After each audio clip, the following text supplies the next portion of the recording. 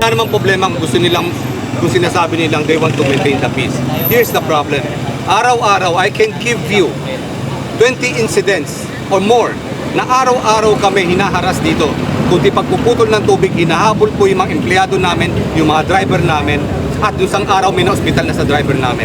Araw-araw po yan. Puputulan kami ng tubig, ihaharas kami, pati matatanda, mga retirees na, hahabulin sa bahay para putulan ng tubig.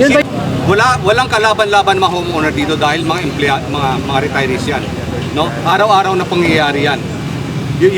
Kaya ganun na lang po ang yamot ng mga homeowner at tandaan ninyo po, 20 years na po namin itong problema si Arnel Kahutan.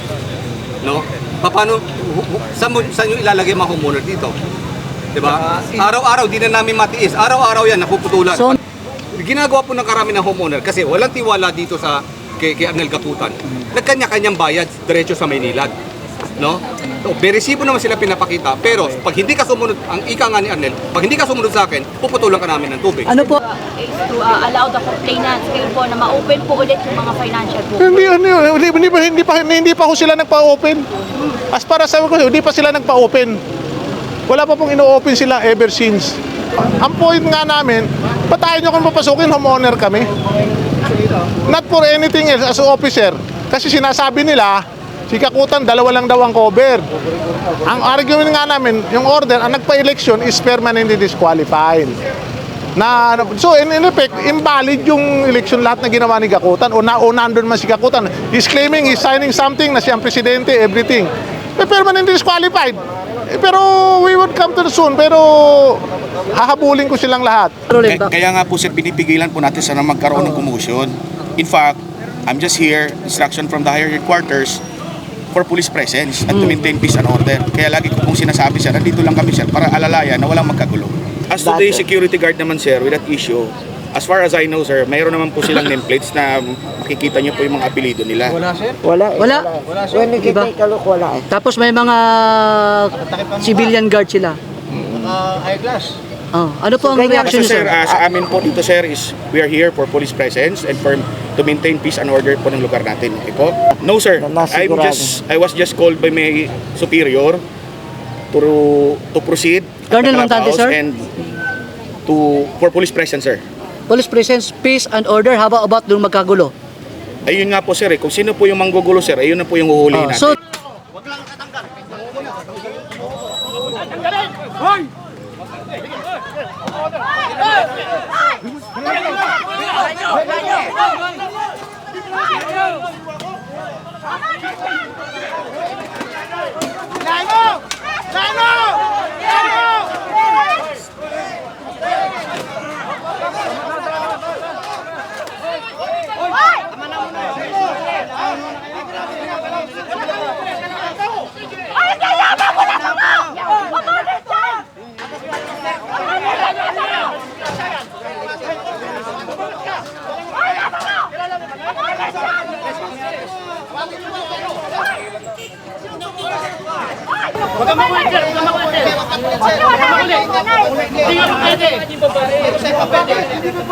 Hindi po pwede. Nagkakaano ka ng gulo eh. Boss, ikaw na inausap ako ng gulo eh. Nagkakaano ka ng gulo eh. Kaya nagkakaroon gulo. Inayang laban ko sa iyo. may maraming blood na yan!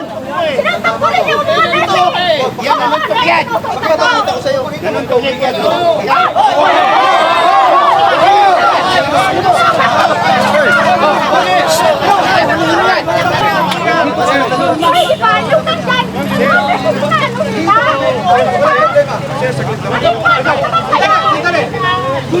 Dito kami. Walang ganun. Ano gagawin namin? Wala. Araw-araw kami pinagpapuloy na Putulan kami lang. Bigyan mo yung offense ha? Ano kala lang nakakalimutan?